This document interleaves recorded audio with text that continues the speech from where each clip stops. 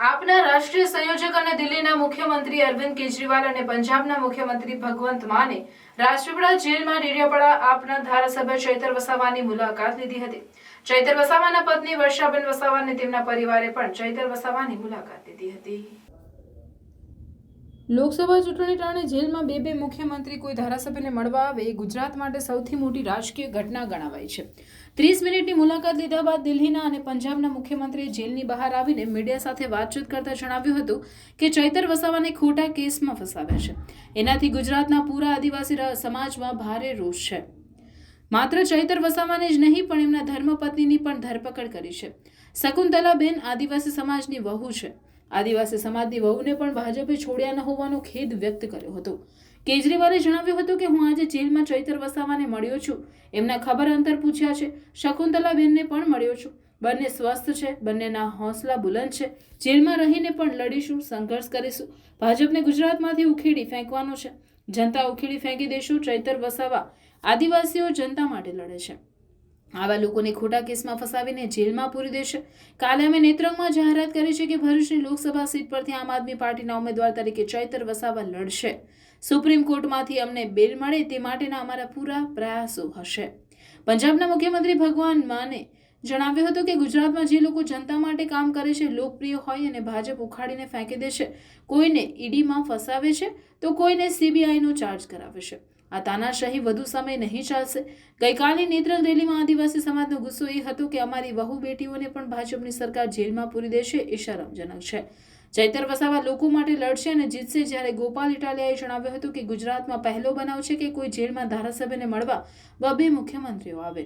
એ આદિવાસી સમાજ અને માટે ગુજરાતમાં આમ આદમી પાર્ટી માટે બહુ ગૌરવની વાત કહી શકાય। ચૈતરભાઈ વસાવા જ્યારથી ધારાસભ્ય બન્યા છે ત્યારથી આદિવાસી સમાજ માટે બુલંદ અવાજ ઉઠાવ્યો છે। હવે ચૈતર વસાવા ભરૂચ લોકસભાના ઉમેદવાર જાહેર થયા છે। જનતાએ એમને જીતાડવા માટેનું મન બનાવી લીધું છે। આજે ચૈતર વસાવા પરિવારમાંથી પત્ની વર્ષા વસાવા તથા તેમનો પરિવાર રાજપીપળા જેલમાં ચુસ્ત પોલીસ બંદોબસ્ત સાથે જેલમાં મળવા ગયો હતો। વર્ષાબેને જણાવ્યું હતું કે પંજાબ અને દિલ્હીના બંને મુખ્યમંત્રી ચૈતર અને શકુંતલાબેનને મળ્યા હતા અને તેમના ખબર અંતર પૂછ્યા હતા। નેત્રંગની સભા સફળ રહી હોવાની મેં વાત કરી હતી અને અરવિંદ કેજરીવાલે ભરૂચ લોકસભા ઉમેદવારના બેઠક તરીકે ચૈતર મહિને જાહેરાત કરી એ વાતથી તેઓ ખુશી વ્યક્ત કરી હતી। જેલમાં હોવા છતાં આદિવાસી સમાજના સમર્થન માટે તેમણે આભાર व्यक्त કર્યો હતો। इससे पूरे गुजरात के आदिवासी समाज में बहुत रोष है, बहुत गुस्से में है। केवल उनको गिरफ्तार नहीं किया, उनके साथ साथ उनकी धर्मपत्नी शकुंतलाबेन को भी गिरफ्तार कर लिया है। ये तो हद हो गई। ये तो एक तरह से शकुंतलाबेन तो आदिवासी समाज की बहू है, उनके घर की बहू है। उनके घर के बहू को भी बीजेपी ने नहीं छोड़ा, तो पूरा आदिवासी समाज रोष में है। कल हम लोगों ने रैली भी की थी जिसमें हजारों लाखों की संख्या में लोग आए थे, उन्होंने अपना गुस्सा जाहिर किया।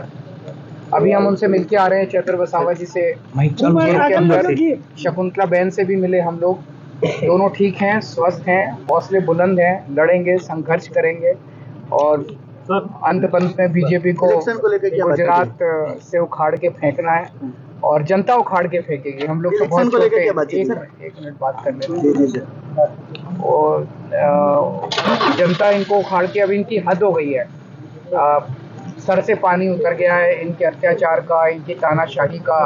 जिसको मर्जी पकड़ के जेल में डाल देते हैं। चैतर वसावा का कसूर क्या था? चैतर वसावा जनता के लिए लड़ते हैं। जब फॉरेस्ट डिपार्टमेंट वाले जनता पे झूठी एफआईआर करते हैं तो चैतर वसावा उनके लिए लड़ते हैं। जब उनकी किसानों की ज़मीनें छीन ली जाती है तो चैतर वसावा उनके लिए लड़ते हैं। चैतर वसावा उनके स्कूल और अस्पताल के लिए लड़ते हैं। तो जनता के मुद्दे उठा रहे थे जिसकी वजह से उनको जेल में डाला गया। कल हमने ऐलान किया है कि चैतर वसावा भरूच सीट से लोकसभा के लिए लड़ेंगे और अगर वो बाहर आते हैं, हम पूरी कोशिश कर रहे हैं कि सुप्रीम कोर्ट से उनको बेल मिले। उनकी वाइफ की बेल 20 जनवरी को लगी है और उनको भी जल्दी बेल मिले। अगर नहीं भी आते तो पार्टी लड़ेगी उनके नाम पे और हमें पूरी उम्मीद है कि जनता उनको जिताएगी। सर, गठबंधन के बारे में क्या कहेंगे? आपने अनाउंस कर दिया है, जैसा कि अरविंद जी ने कहा है, पूरे देश में एक चलन बन गया है। जो भी कोई जनता के लिए काम करता है, कोई लोकप्रिय होता है जनता में, उसको उठा के जेल में फेंक देते हैं। किसी के घर ईडी आती है, किसी की सीबीआई की जांच आती है, फर्जी केस बना के ये जेल में फेंक रहे हैं। तो ये डिक्टेटरशिप है, ये ज़्यादा देर नहीं चलेगी तानाशाही। और चेतर वसावा हमारे बहुत बड़े नेता हैं और जिन्होंने लोगों की लड़ाई लड़ी और उनके घर में उनकी धर्मपत्नी को भी पकड़ के जेल में डाल दिया।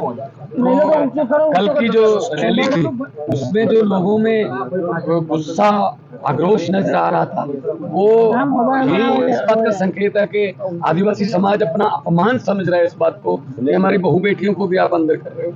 तो जरूर जो आदिवासी समाज है वो चेतर वसावा के लिए खड़ेगा, चेतर वसावा के लिए लड़ेगा और जिसके लिए लोग लड़ने लगे उसको कोई नहीं हरा सकता। સૌને નમસ્કાર। આજે અમે રાજપીપળા સબ જેલ પાસે આવ્યા હતા મુલાકાત માટે। દિલ્હીના મુખ્યમંત્રી શ્રી અરવિંદ કેજરીવાલ સાહેબ અને પંજાબના સીએમ માન ભગવંત સાહેબ બંને સીએમ ચૈતરભાઈ અને શકુંતલાબેનની મુલાકાત માટે આવ્યા હતા। આજે અમે મુલાકાત માટે ગયા। ચૈતરભાઈને તબિયત પાણીનું ને બધું પૂછ્યું સરે જેલમાં કઈ રીતનું છે, બધું સારી રીતે છે, કોઈ પ્રોબ્લેમ નથી ને તેની બધી વાતચીત થઈ અને જે ગઈકાલનો પ્રોગ્રામ હતો તે સારી રીતે સફળ થયો અને ભરૂચ લોકસભાની ચૂંટણી ચૈતરભાઈ લડશે એવી રીતે નામ જાહેરાત કરી એ રીતે અમારી બધી વાતચીત થઈ। તમે શું વાત થઈ ચેતરભાઈ જોડે? પબ્લિક માટે શું કહેશે? હવે હું પણ ગઈ હતી મળવા માટે, તો મને પૂછવામાં આવ્યું કાલનો પ્રોગ્રામ કઈ રીતનો રહ્યો, એટલે મેં સાહેબને કીધું કે પ્રોગ્રામ તો સારો રહ્યો અને લોકોનો પણ સારો સાથ સહકાર હતો। ખૂબ મોટી સંખ્યામાં ત્યાં લોકો હાજર હતા અને બધા તમારા સમર્થનમાં જ આવ્યા હતા, એટલે સૌનો સારો સાથ સહકાર હતો। ઉમેદવારી જાહેર થયા પછી અમે ખુશી તો હવે છે જ, કેમ કે આ ભાજપની સરકારે એમને આ લોકસભાની ચૂંટણી ના લડે એના માટે જ એમને આ ખોટી રીતે જેલમાં નાખ્યા છે, એટલે એમનું નામ જાહેર કર્યું એટલે વધારે ખુશ થયા છે। પબ્લિકને સંદેશો પહોંચાડવા માટે પબ્લિકને સંદેશો પહોંચાડવા માટે તો કીધું છે કે મોટી સંખ્યામાં ત્યાં લોકો હાજર રહ્યા અને મને સાથ સહકાર આપ્યો એ માટે બધા લોકોને હું ખૂબ ખૂબ દિલથી આભાર માનું છું અને આવી જ રીતે તમે સાથ સહકાર આપતા રહેશો તો ચોક્કસ આપણે ભરૂચ લોકસભાની સીટ આપણે જીતીશું અને સરકારને આપણે દેખાડી દઈશું કે ભલે ચૈતરભાઈને જેલમાં રાખ્યા છે પણ અત્યારે સાંસદ બનીને આપણે એમને આપણે જેલમાંથી વહેલા બહાર નીકળે એના માટે કંઈ કહ્યું કે નહીં, કે કંઈક કરો, કંઈક કાનૂની કરે એવું કંઈ કીધું? શું કરવાના છો હવે?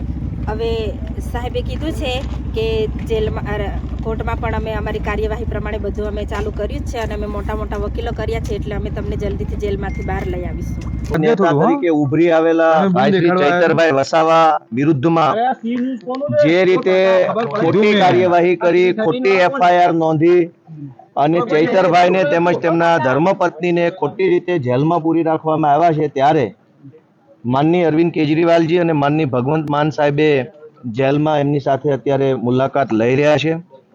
ગુજરાતમાં આ પહેલી વખત બની રહ્યું છે કે આદિવાસી સમાજના સપોર્ટમાં એક નહીં બે મુખ્યમંત્રીઓ આવી અને ઇવન જેલ સુધી જઈને એમને સહયોગ આપવા માટે, સમર્થન આપવા માટે આવ્યા છે। એ આમ આદમી પાર્ટી માટે અને ગુજરાતના આદિવાસી સમાજ માટે બહુ ગર્વની બાબત છે। ચૈતરભાઈ વસાવાએ જ્યારથી ધારાસભ્ય તરીકે ચૂંટાયા છે એક બુલંદ અવાજ ઉઠાવ્યો છે। આદિવાસી સમાજના બાળકોની શિષ્યવૃત્તિ હોય, આદિવાસી સમાજની જંગલની જમીનના અધિકારનો પ્રશ્ન હોય, ફ્રીશીપ કાર્ડનો પ્રશ્ન હોય, પ્રાયોજના અધિકારીની કચેરીમાં ચાલતા ગેરવહીવટનો પ્રશ્ન હોય કે જંગલની ગૌણ પેદાશો પર આદિવાસી સમાજના હકની બાબત હોય કે જ્ઞાન સહાયક યોજનાના નામે ગુજરાતના તમામ યુવાનો સાથે થતા અન્યાયની બાબત હોય, દરેક બાબતમાં બુલંદ અવાજ, એક મજબૂત અવાજ ઉઠાવી અને એક સબળ વિરોધ પક્ષ તરીકે, સબળ વ્યક્તિત્વ તરીકે એમણે પોતાની જાતને સ્થાપિત કરી છે। ચૈતરભાઈના આટલા મજબૂત વિરોધના કારણે, આટલા મજબૂત કામના કારણે તેઓ ભાજપના પેટમાં તેલ રેડાયું છે અને ચૈતરભાઈને ખોટી એફઆઈઆર કરી એમના પરિવાર સહિત જેલમાં પૂરવાનું કામ કર્યું। ગઈકાલે